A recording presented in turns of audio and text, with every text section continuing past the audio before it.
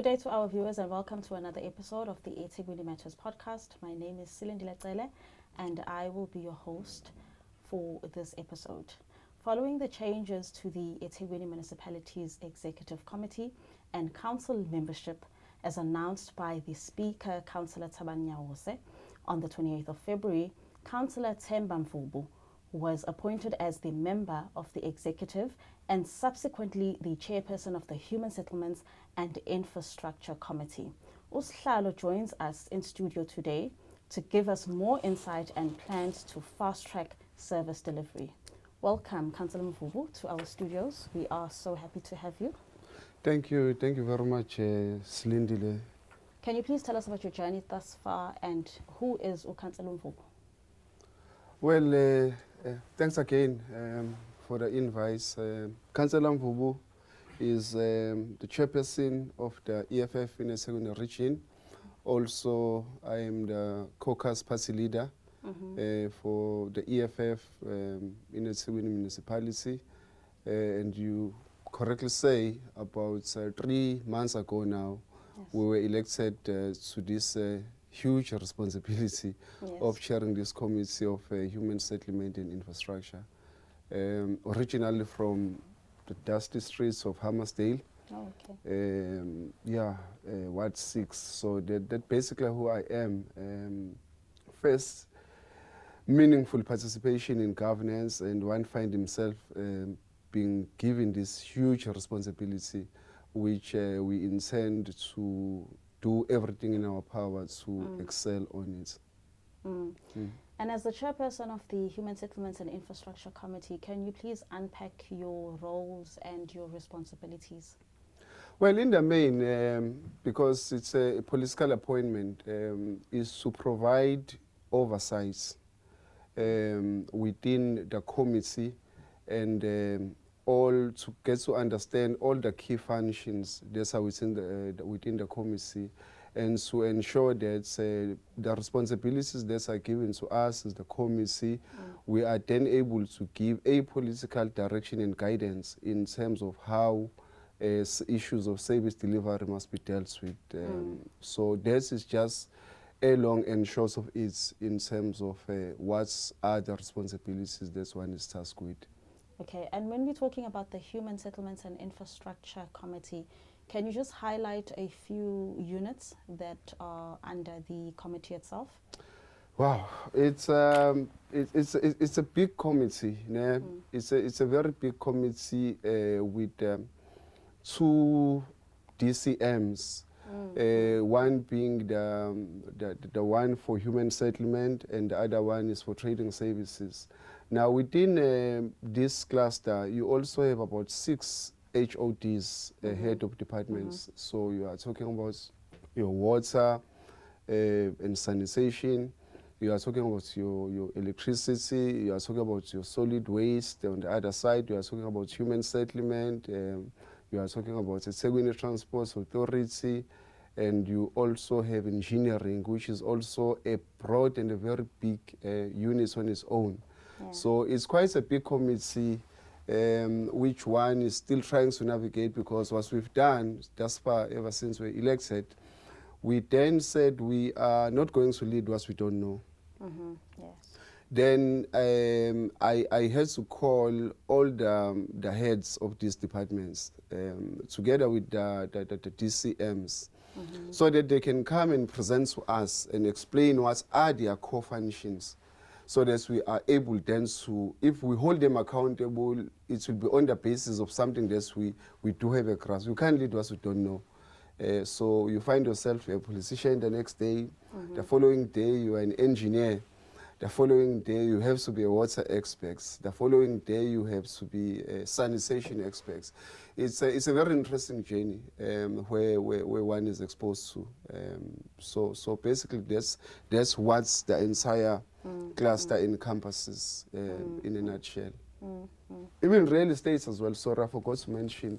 And city fleets is within our cluster. So it's quite a huge committee. Yes, that's true. And what are the challenges facing the cluster itself? Well, ever since I started these meetings, to just get to understand what's at the core functions of each and every unit within the cluster, the biggest one has been the procurement process. The procurement process that's, and I agree with the officials when they express this frustration because you cannot run such a big municipality. It's a metro. And when you have to, I know we have to comply. I'm all about that. I'm not saying that people must not comply in terms of the provisions and the legislations that are regulating on how one should use the municipal monies. But it just seems to be a never-ending long process, which gets to frustrate and delay the service delivery agenda. You talk about your triple S as well. Which frustrates contractors, mainly those who come from the very humble and disadvantaged background as this way, in terms of how to have access to the internet so that they can be able to access these facilities. But over and above that, so that's number one, yes. the procurement process, because you get to be introduced to things like ordinarily here, within the city, it takes about anything between 8 months to a year to finalize a procurement process. I mean, that can't be. It's too long. It's too long. It's with all the challenges that we have. But equally, when you speak about the challenges that the cluster is dealing with and is grappling with, I will say water and sanitation. I was saying to the colleagues when they came to present to me, they said, you hardly find, you can hardly travel for 2 kilometers in eThekwini, whether you are north, south, or east, without coming across water leaks or water that is running on our streets. So those basically, I think, are one of the main challenges. When it comes to sanitation, we are dealing with ailing infrastructure. There are sewer spills pretty much each and every day that you get to be confronted with. So, but I'm happy that now we are chairing the committee, and the new financial year looks promising in terms of the funding. That's the cluster, especially those units, water and sanitation, are given quite a decent budget.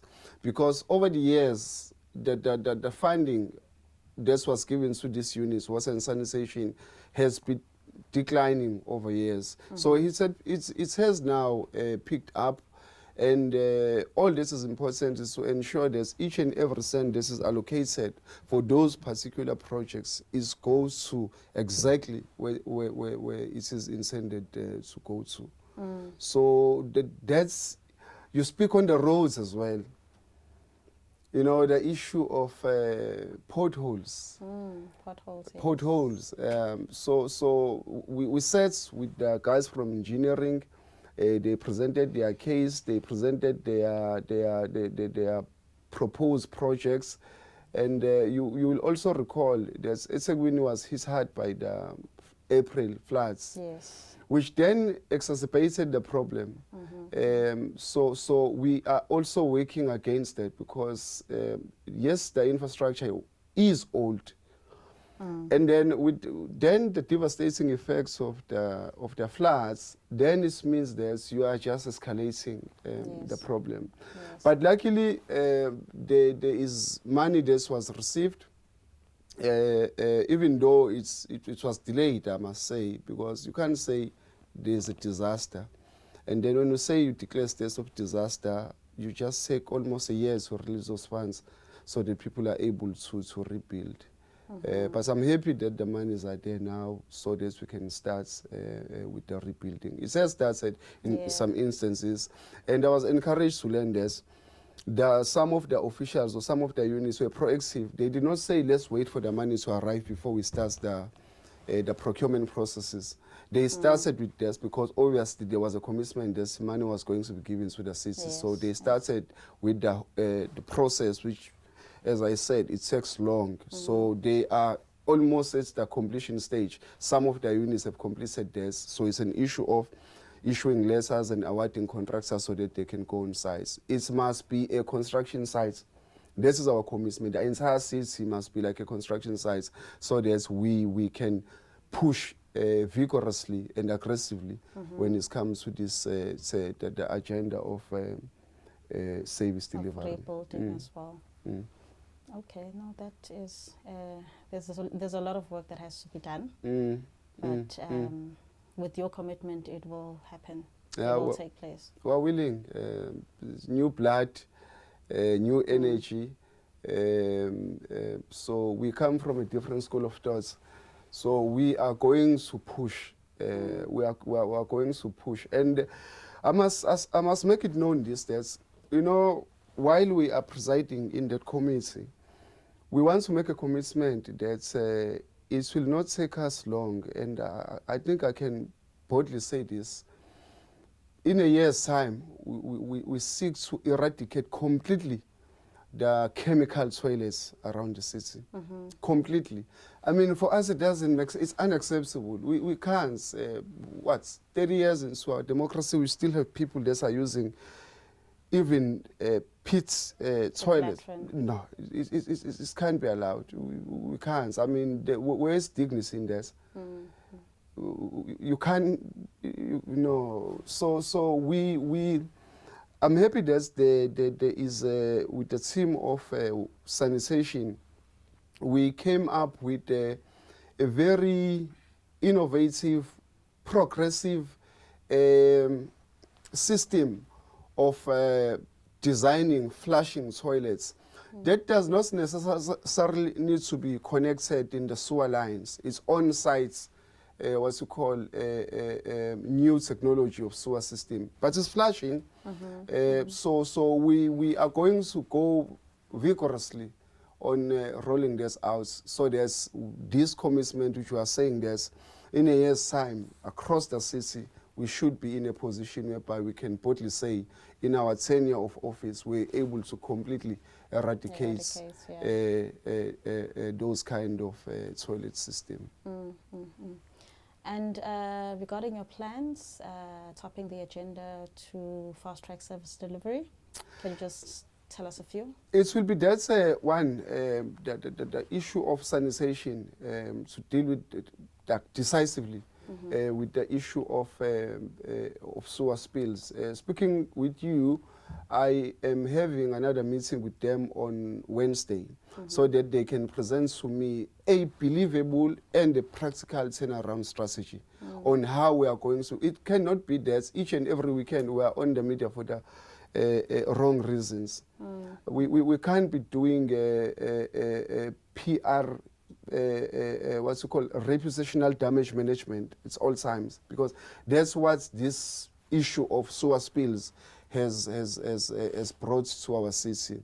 So those are the things that I'm going to deal with, have to deal with them decisively.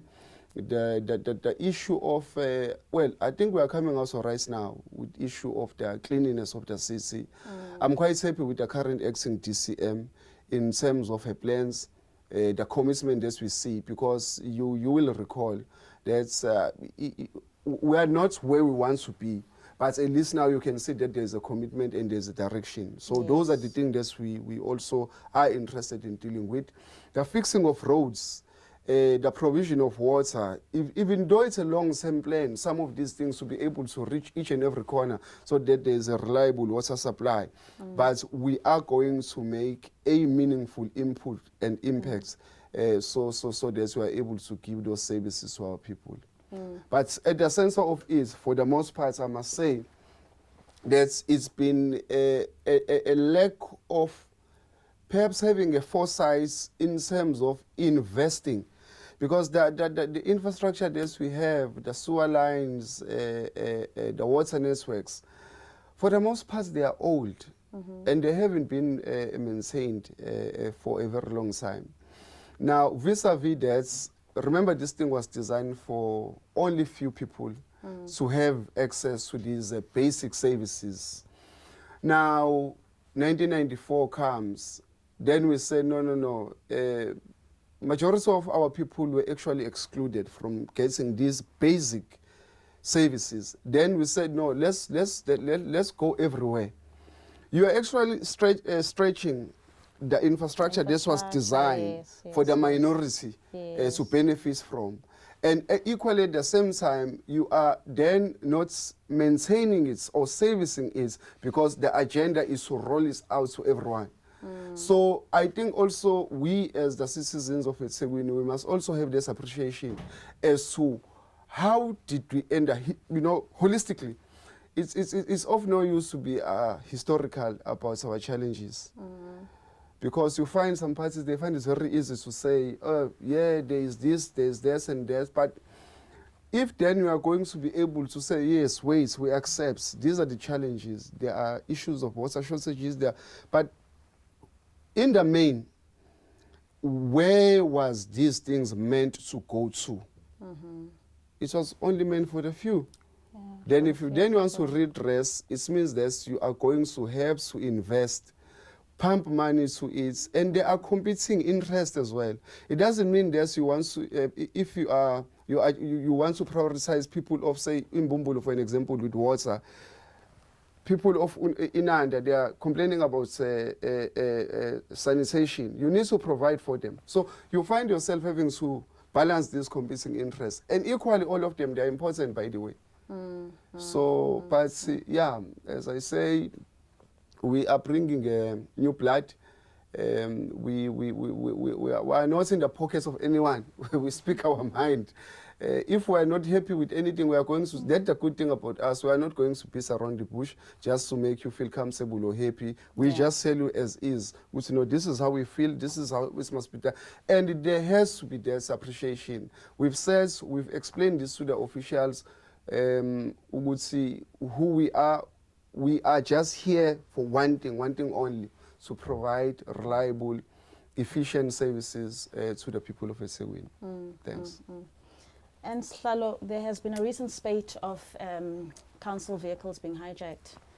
And how is this hindering service delivery to the people of eThekwini? It's unfortunate because those are the tools rather of trade. If then we are going to be complaining about the lack of service delivery, then at the same time within our community we harbor, because those people that steal those cars, they live within our communities. Some of them are our brothers, some of them are our boyfriend, our sisters. We know them. So, but we don't